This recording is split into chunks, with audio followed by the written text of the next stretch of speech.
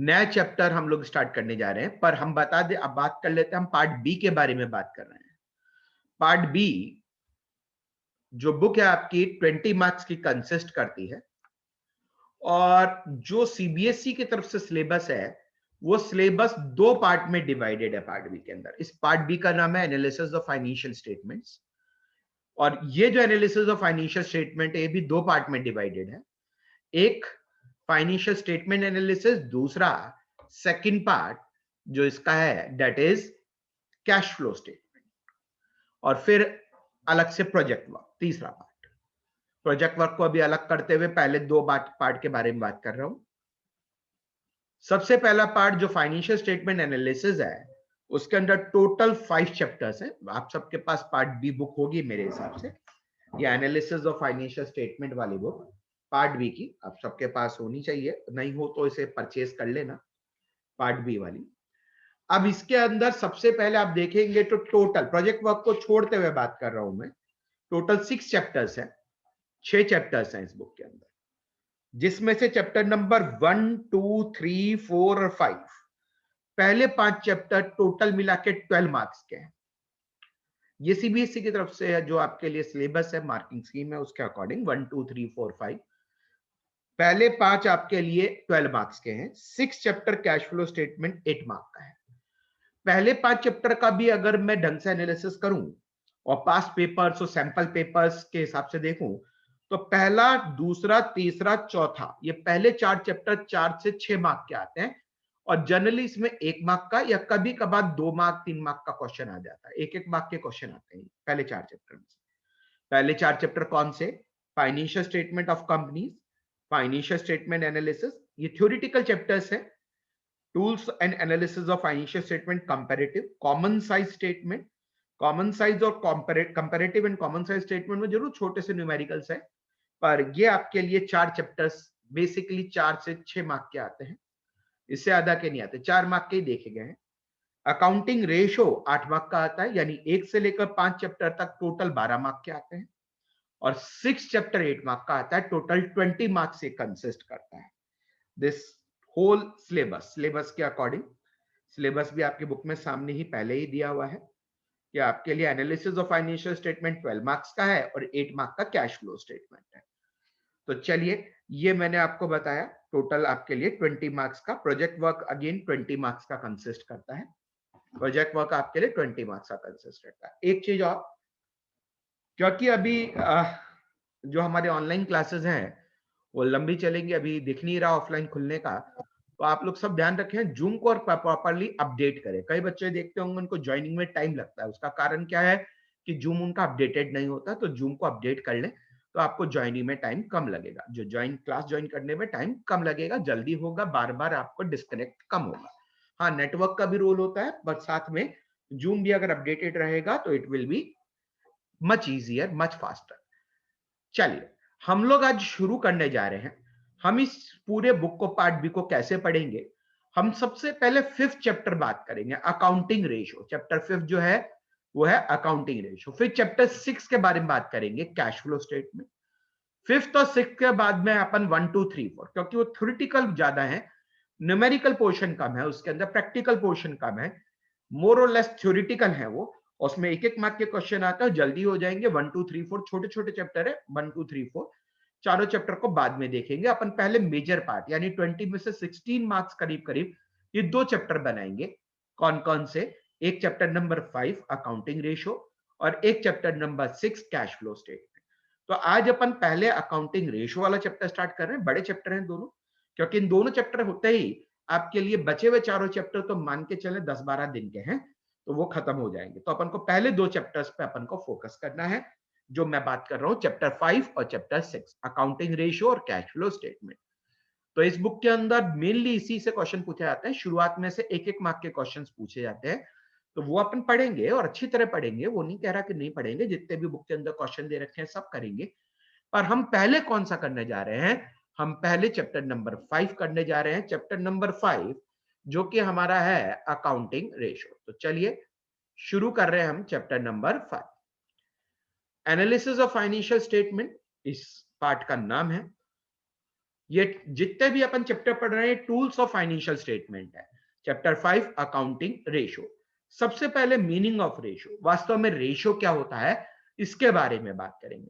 किसी को कोई डाउट हो, कोई प्रॉब्लम हो तो बीच में मुझसे पूछ सकता है, व्हाट्सअप कर सकता है, बाद में भी व्हाट्सअप कर सकता है, कॉल कर सकता है रात को 8 बजे बाद, ठीक है, 8 से 10 तक मेरा वो आराम से कॉल कर सकता है। मैं 10 से लेट भी लेता हूँ कॉल, पर जनरली एग्जामिनेशन होते हैं या कोई आपके लिए इमरजेंसी हो तो 10 से बात करें, वरना 8 से 10 में आप कॉल कर सकते हैं। और उससे पहले 8 बजे तक आप मेरे को व्हाट्सएप मैसेज कर सकते हैं, वॉइस कॉल मैसेज कर सकते हैं, वॉइस मैसेजेस कर सकते हैं। तो आप बीच में यहाँ पे भी मुझे को रेज हैंड करके पूछ सकते हैं क्वेश्चन। तो अपन मीनिंग ऑफ रेशो सबसे पहले देखने जा रहे हैं, रेशो क्या होता है, what is meant by ratio. Ratio बहुत simple, ratio is nothing but one number express in terms of another. एक नंबर दूसरे नंबर के साथ एक्सप्रेस किया जाए उसे रेशो कहते हैं। It is generally calculated by dividing one number by another. आप सबने पार्टनरशिप पढ़ी है, पार्टनरशिप में आप लिखते थे जैसे दो पार्टनर है ए और बी, उनका प्रॉफिट शेयरिंग रेशो 2:1, तो व्हाट आया रेशो, प्रॉफिट शेयरिंग रेशो। तो दिस इज रेशो।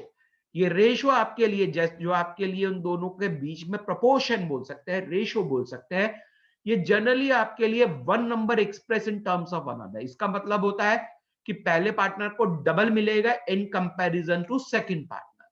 तो ratio is simply one number express in terms of another. It is calculated by dividing one number by other.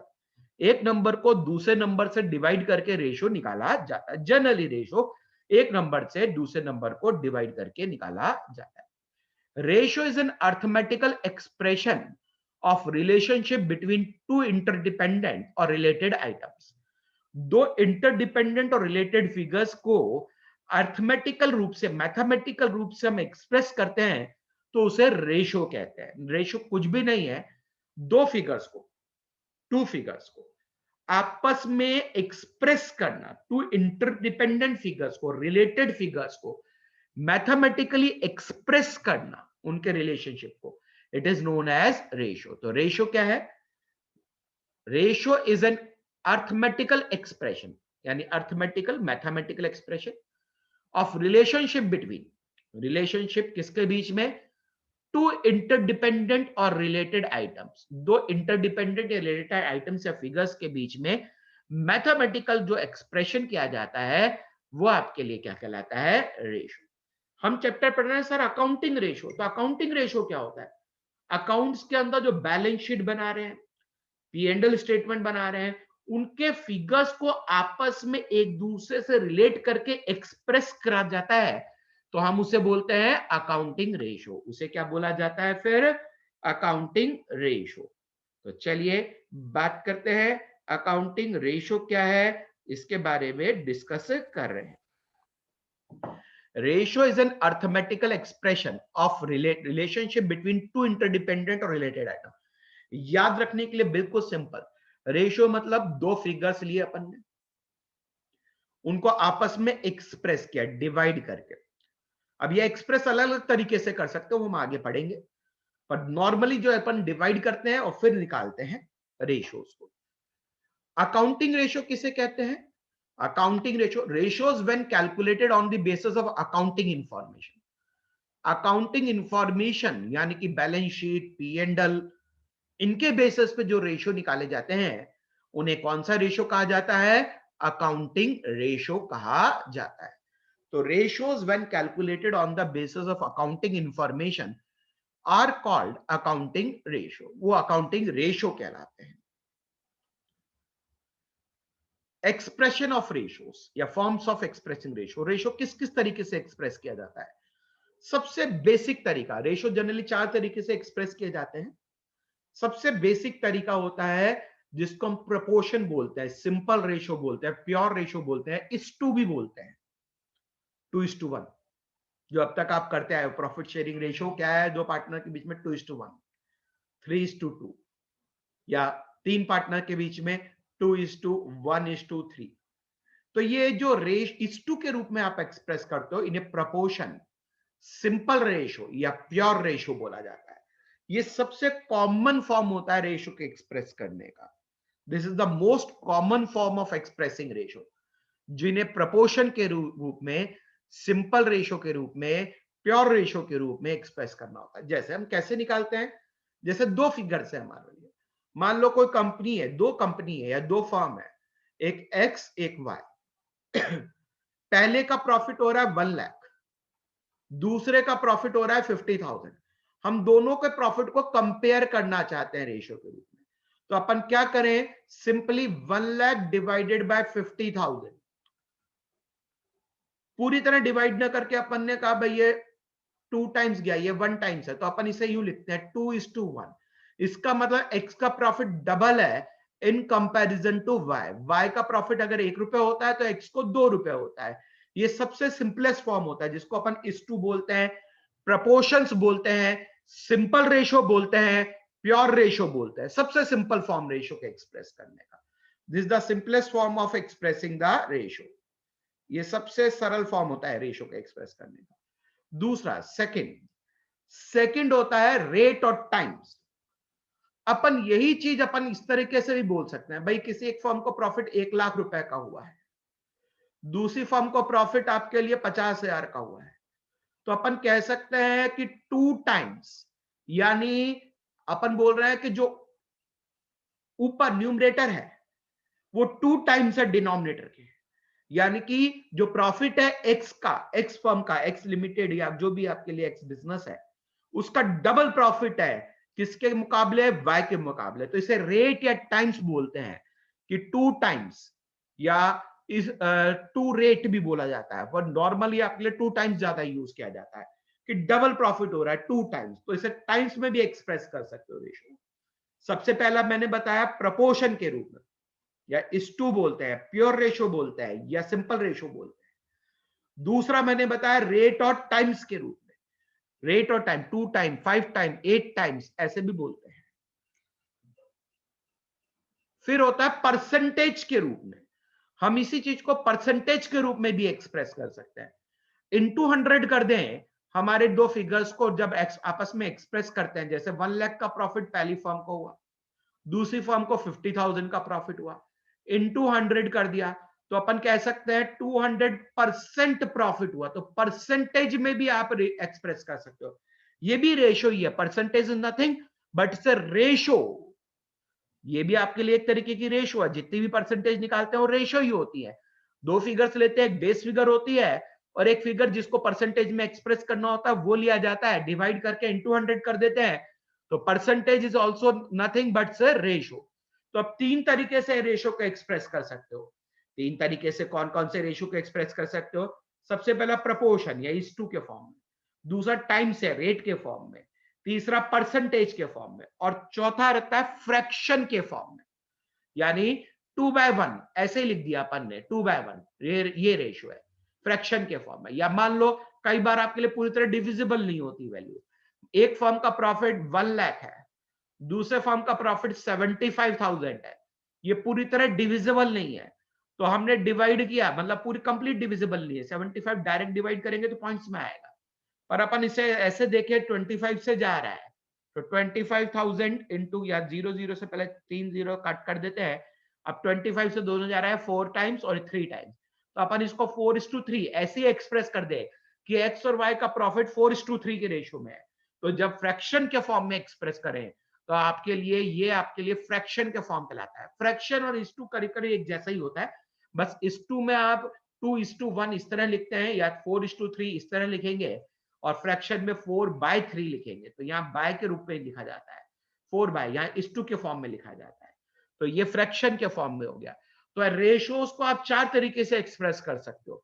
कौन कौन से 4 तरीके हो गए, एक प्रपोर्शन या सिंपल रेशियो या प्योर रेशियो, दूसरा टाइम्स या रेट, तीसरा परसेंटेज, और चौथा फ्रैक्शन के फॉर्म में रेशियो को एक्सप्रेस किया जा सकता है। तो ratios can be expressed in 4 forms.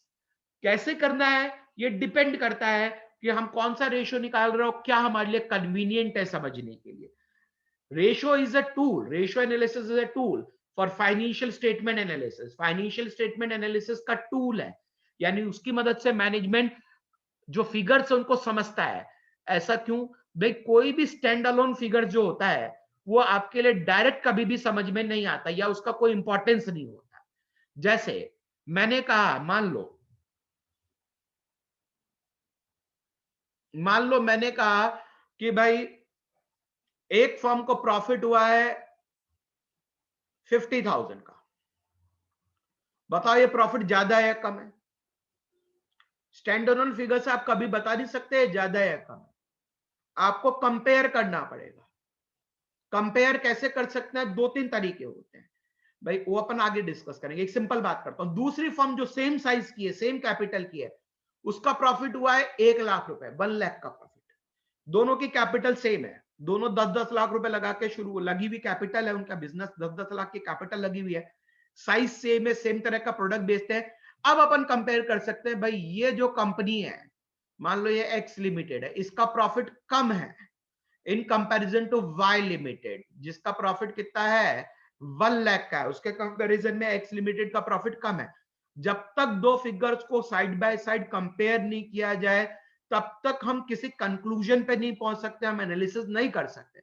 पर ये कंपैरिजन भी कई बार गलत हो जाता है। मान लो अब ये कह दिया कि एक्स लिमिटेड के अंदर जो कैपिटल लगी हुई है, तो प्रॉफिट के बारे में बात करिए।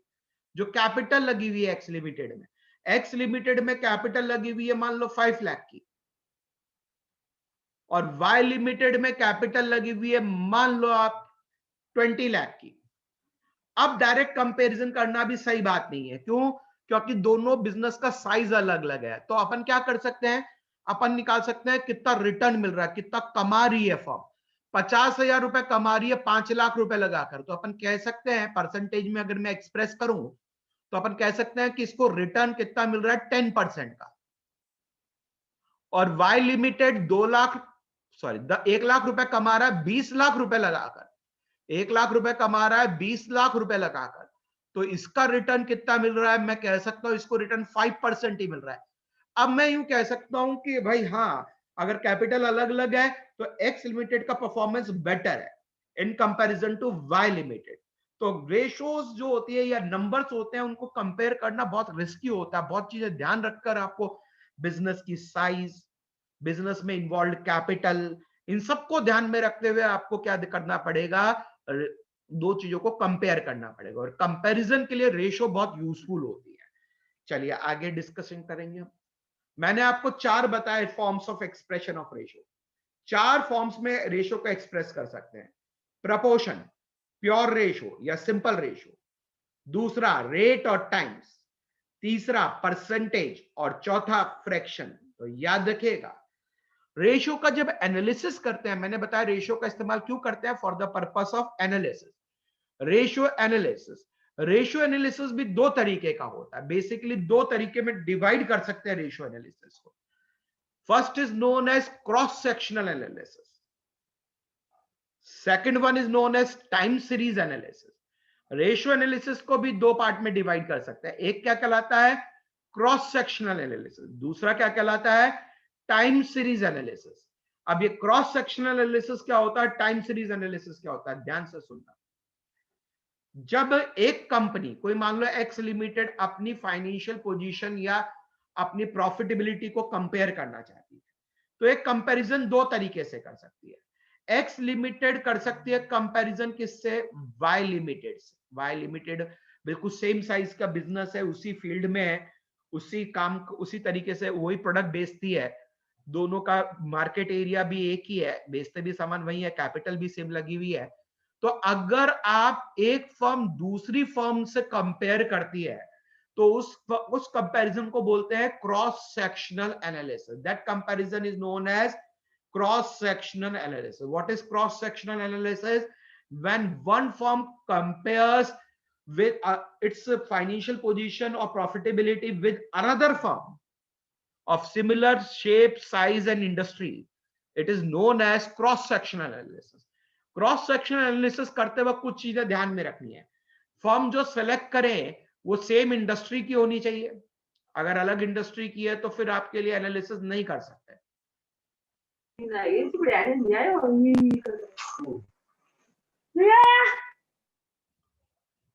अगर अलग इंडस्ट्री की है तो फिर हम कंपैरिजन नहीं कर सकते, then we can not compare.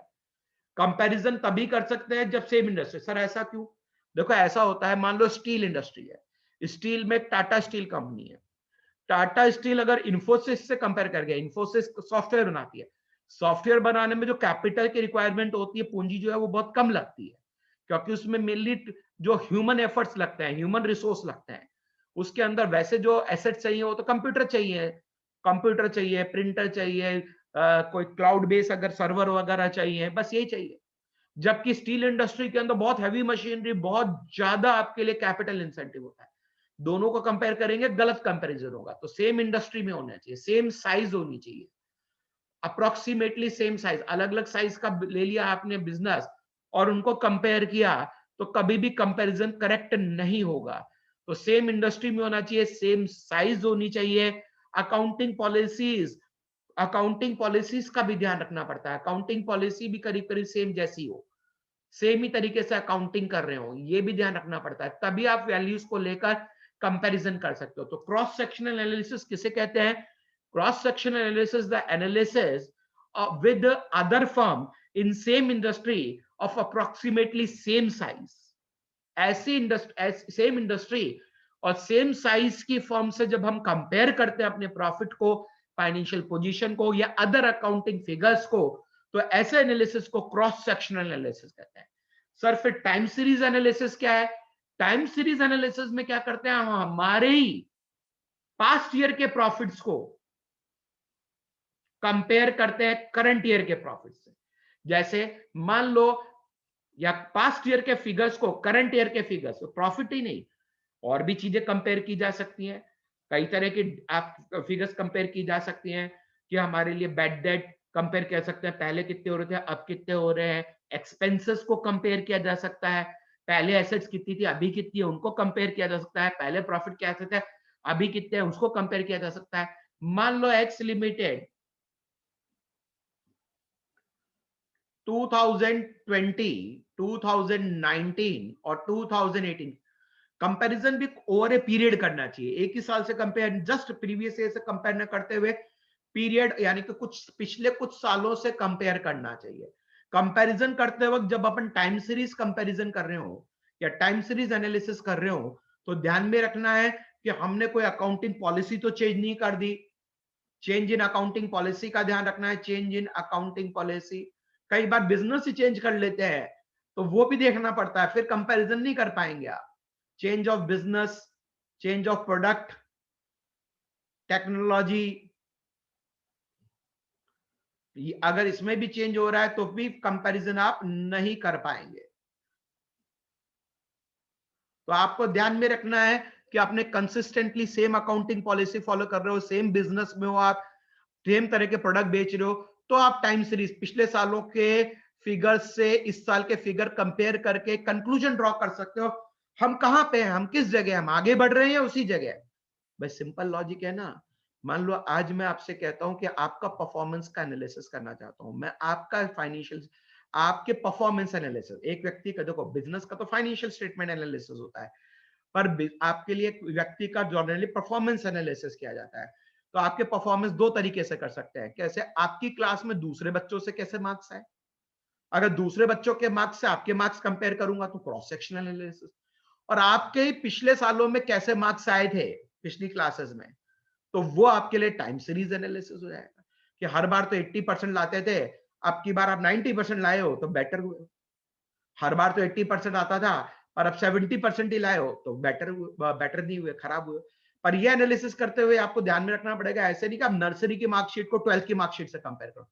Nursery में तो हर किसी के 90 से 100 मार्क्स आते हैं, ठीक है, सबके 100 आते हैं, बल्कि 90 से 100 क्या, तो उससे कंपैरिजन करते हैं। मैंने बताया ना, टेक्नोलॉजी लेवल, अकाउंटिंग पॉलिसी, वो सबका ध्यान रखना पड़ता है।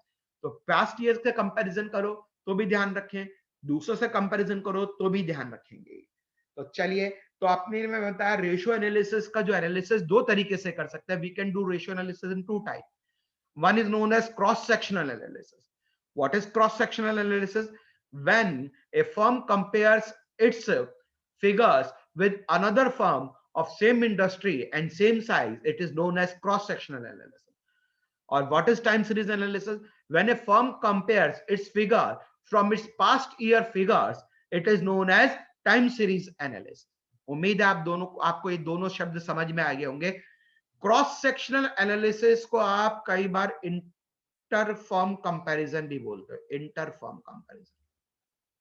और टाइम सीरीज एनालिसिस को कई बार आप इंट्रा फर्म कंपैरिजन भी बोलते हो, इंट्रा फर्म कंपैरिजन। कुछ आपके बुक में नहीं लिखा हो, मैं ऐसे ही बता रहा हूं जनरल नॉलेज के लिए। इंटर फर्म बोलते हैं क्रॉस सेक्शनल को, इंट्रा फर्म बोलते हैं टाइम सीरीज को, या क्रॉस सेक्शनल एनालिसिस को कई बार हॉरिजॉन्टल एनालिसिस भी बोलते हैं, horizontal analysis. Time series analysis को कई बार वर्टिकल एनालिसिस भी बोलते हैं, वर्टिकल। वर्टिकल मतलब लाइन, यानी पिछले सालों से कंपेयर करना। हॉरिजॉन्टल मतलब उसी साल के फिगर दूसरी फर्म से कंपैरिजन करना। तो इसीलिए क्रॉस सेक्शनल को कई बार हॉरिजॉन्टल एनालिसिस और टाइम सीरीज एनालिसिस को वर्टिकल एनालिसिस भी बोलते हैं। एनालिसिस करने के लिए कंपैरिजन तो कर लिया सर अपन ने, पर कंपैरिजन भी कई तरीके से होते हैं। देखो बेंचमार्क्स बोलते हैं कंपैरिजन के लिए, बेंचमार्क। अब सर बेंचमार्क क्या हो सकता है? जैसे समझो जरा, आपकी क्लास में कोई बच्चा है, जो कोई भी बच्चा है, राम, किसी का नाम नहीं ले रहा, नाराज नहीं होना है ना, राम, कोई स्टूडेंट है राम, ठीक। राम के मार्क्स आए 82%। आप राम से अपने मार्क्स को कंपेयर कर रहे हो, आप राम को अपने मार्क्स से कंपेयर कर रहे हो, तो ये एक तरीका हो सकता है। दूसरा तरीका हो सकता है कि ये कह दिया कि भाई 70% मार्क्स तो सबके आने ही चाहिए, मैंने बोल दिया, टीचर ने बोल दिया 70% मार्क्स सबके आने ही चाहिए। कितने मार्क्स सबके आने चाहिए? एटलीस्ट 70% मार्क्स सबके आने ही चाहिए, 70%। एक ये तरीका हो सकता है, इसे रूल ऑफ थंब बोलते हैं। देखो कौन कौन से बेंचमार्क होते हैं। पहले पास्ट रेशियो, यानी आपके एक्स के ही पिछले साल कितने मार्क्स आए थे। एक्स के पिछले साल अगर आपके लिए मान लो आपके 75% मार्क्स आए थे, इस साल क्या आए 78%, इसे कंपैरिजन करेंगे तो पास्ट रेशियो से कंपेयर करना।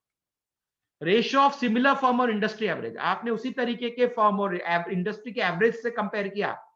जैसे मैंने बताया राम के मार्क्स से आपने कंपेयर किया, तो उसे बोलते हैं फर्म कंपैरिजन या इंडस्ट्री एवरेज कंपैरिजन। और लास्ट में होता है rule of thumb. Rule of thumb में एक फिक्स मार्क्स कर दिया कि भाई इससे ज्यादा होने चाहिए कम से कम। जैसे मैं टीचर हूं, मैंने बोल दिया कि भाई मैं टेस्ट दे रहा हूं, 70% से कम मार्क्स किसी के नहीं आने चाहिए। फिक्स हो गया कंपैरिजन के लिए, एक फिगर फिक्स हो गया।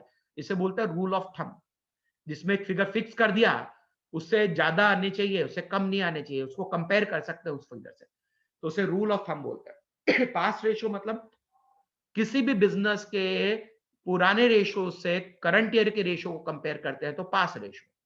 Ratio of similar firm, industry average, उसी इंडस्ट्री के अंदर जो वैसी फर्म है या एवरेज लेकर कई सारी फर्म का हम जब कंपैरिजन करते हैं तो उसे बोलते हैं रेशियो ऑफ सिमिलर फर्म और इंडस्ट्री एवरेज बेंचमार्क यूज कर रहे हैं। और लास्ट होता है rule of thumb. Rule of thumb में कई जो मैनेजमेंट गुरुज होते हैं, कई जो एनालिस्ट होते हैं, उन्होंने स्टडी करके कह दिया कि रेशियो यही होना चाहिए, 2:1 ही होना चाहिए। तो वो कहलाता है रूल ऑफ थंब। जो फिक्स कर दिया, एक आइडियल रेशियो फिक्स कर दिया, तो उसे रूल ऑफ थंब बोलते हैं। उस आइडियल रेशियो से कंपैरिजन करने को रूल ऑफ थंब बोला जाता है। ये benchmarks. Objectives of ratio analysis, क्यों कर रहे हैं रेशियो एनालिसिस? हमारे को फाइनेंशियल इंफॉर्मेशन, जो भी प्रॉफिट लॉस जो भी आ रहा है हमारा, जो भी एक्सपेंसेस हो रहे हैं, जो भी एसेट्स है, उनको समझने के लिए, सिंप्लीफाई अंडरस्टैंडिंग, समझने के लिए। Short term and long term solvency. Solvency मतलब होता है ability to repay loan. Long term में लोन रिपे कर पाए, शॉर्ट टर्म में लोन रिपे कर पाए, हम इंसॉल्वेंट ना हो जाए, हम दिवालिया ना हो जाए, ये ध्यान रखने के लिए अपन की सॉल्वेंसी पोजीशन कैसी है, हम रिपे कर पाएंगे नहीं कर पाएंगे टाइम पे अपने पैसे को, उधार जो लिया, उसको देखने के लिए। It helps in assessing operating efficiency, हम बिजनेस को कितनी एफिशिएंटली चला रहे हैं ये जानने में मदद करता है। It analyse the profitability of the business, ये तो है ही, प्रॉफिटेबिलिटी, हम प्रॉफिट कितना कमा रहे हैं, दूसरे के कंपैरिजन में ज्यादा कमा रहे हैं कम कमा रहे हैं, इसको भी मदद करता है। और कंपैरेटिव एनालिसिस करता है इंटरफॉर्म और इंट्राफॉर्म। मैंने बताया इंट्राफॉर्म, इंट्राफॉर्म मतलब जो टाइम सीरीज एनालिसिस सेम अपनी पास्ट ईयर के फिगर से, इंटरफॉर्म मतलब दूसरे से कंपेयर करना। तो आपने कंपैरेटिव एनालिसिस के भी काम में आता है, it helps in comparative analysis. तो these are the objectives of ratio analysis. Ratio analysis में कुछ एडवांटेज और लिमिटेशन दे रखे हैं इसके बाद आपकी बुक में। एडवांटेज और लिमिटेशन में लास्ट में पढ़ाऊंगा, क्योंकि जब तक रेशियो आप समझोगे नहीं, एडवांटेज और लिमिटेशन ढंग से समझ में नहीं आएंगे। टाइप्स ऑफ रेशियो एनालिसिस या types of ratio, classification of ratio. Ratio कितने टाइप के होते हैं, ये हमारे लिए न्यूमेरिकल पार्ट शुरू हो गया है। क्लासिफिकेशन ऑफ रेशियो, रेशियो कितने तरीके का होता है। रेशियो बेसिकली 4 कैटेगरी में डिवाइड करते हैं। रेशियो कौन कौन सी 4 कैटेगरी में डिवाइड करते हैं? सबसे पहली category liquidity ratio, most important exam के पर्पज से, मोस्ट इंपॉर्टेंट लिक्विडिटी रेशियो। सबसे पहले लिक्विडिटी रेशियो, ये इसे कई बार शॉर्ट टर्म सॉल्वेंसी रेशियो भी बोलते हैं।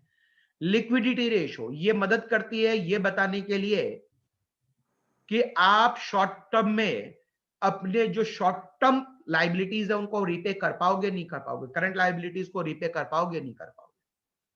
अब बात करेंगे डिटेल में इसकी। सॉल्वेंसी रेशियो, इसे लॉन्ग टर्म सॉल्वेंसी रेशियो बोलते हैं। सॉल्वेंसी रेशियो बताता है कि लॉन्ग टर्म लोन, डिबेंचर, ये आप टाइम पे रिपे कर पाओगे नहीं कर पाओगे। एक्टिविटी और टर्नओवर रेशियो प्रॉफिटेबिलिटी एनालाइज करता है कि प्रॉफिटेबिलिटी कैसी है, इसे एक्टिविटी या टर्नओवर रेशियो भी बोलते हैं। सॉरी, प्रॉफिटेबिलिटी नहीं, ये एनालाइज करता है कि आपने कितनी एफिशिएंटली काम किया है, इसे एक्टिविटी और टर्नओवर रेशियो बोलते हैं। एफिशिएंटली कितना काम किया है ये बताता है एक्टिविटी और टर्नओवर रेशियो। और प्रॉफिटेबिलिटी और इनकम रेशियो आपको बताता है कि प्रॉफिटेबिलिटी कैसी है। तो 4 टाइप में डिवाइडेड है रेशियो। कौन कौन से 4 टाइप में डिवाइडेड है? पहला लिक्विडिटी रेशियो, दूसरा सॉल्वेंसी रेशियो, तीसरा एक्टिविटी और टर्नओवर रेशियो, चौथा प्रॉफिटेबिलिटी और इनकम रेशियो। लिक्विडिटी रेशियो को शॉर्ट टर्म सॉल्वेंसी रेशियो बोलते हैं। शॉर्ट टर्म में करंट लायबिलिटीज को मीट आउट कर पाएंगे नहीं कर पाएंगे ये बताता है। सॉल्वेंसी रेशियो को लॉन्ग टर्म सॉल्वेंसी रेशियो बोलते हैं, ये बताता है लॉन्ग टर्म डेट्स को अपन रीपे कर पाएंगे नहीं कर पाएंगे। एक्टिविटी और टर्नओवर रेशियो एफिशिएंटली कितना काम कर रहे हैं बिजनेस के अंदर ये बताता है। प्रॉफिटेबिलिटी और इनकम रेशियो प्रॉफिट को कंपेयर करके बताता है कि हमने कितना प्रॉफिट कमाया, हमारी इनकम क्या है, रिटर्न क्या मिल रहा है, ये हमारे को बताता है प्रॉफिटेबिलिटी और इनकम रेशियो। हम कल से बात करेंगे लिक्विडिटी रेशियो। हमारा न्यूमेरिकल पोर्शन अब कल से स्टार्ट करेंगे। हम कल से हमारे डिस्कशन को स्टार्ट करेंगे विद लिक्विडिटी रेशियो। कल जो हम लेंगे वो लिक्विडिटी रेशियो से शुरू करेंगे। ये थ्योरेटिकल पोर्शन है, इसे पढ़ लेंगे। हाँ, मैंने 2 टॉपिक अभी इसमें नहीं पढ़ा है। कौन से? एडवांटेजेस और यूजेस ऑफ रेशियो, और दूसरा लिमिटेशन ऑफ रेशियो या शॉर्टकमिंग्स ऑफ रेशियो है। तो ये दोनों टॉपिक एंड में लेंगे, ये दे शुरुआत में रखे हैं पर इन्हें एंड में लेंगे। तो अपन कल से अपन बात करेंगे लिक्विडिटी रेशियोज के बारे में। लिक्विडिटी रेशियोज कैसे कैलकुलेट की जाती है, कौन कौन सी होती है, और उस पर न्यूमेरिकल्स के बारे में डिस्कस करेंगे। आज इन टॉपिक्स को आप घर पे बुक से पढ़ेंगे, कोई भी डाउट हो मुझसे कल पूछेंगे। तो चलिए आज की क्लास अपन खत्म करते हैं। किसी के मन में कोई भी डाउट हो आज की क्लास को लेकर तो वो पहले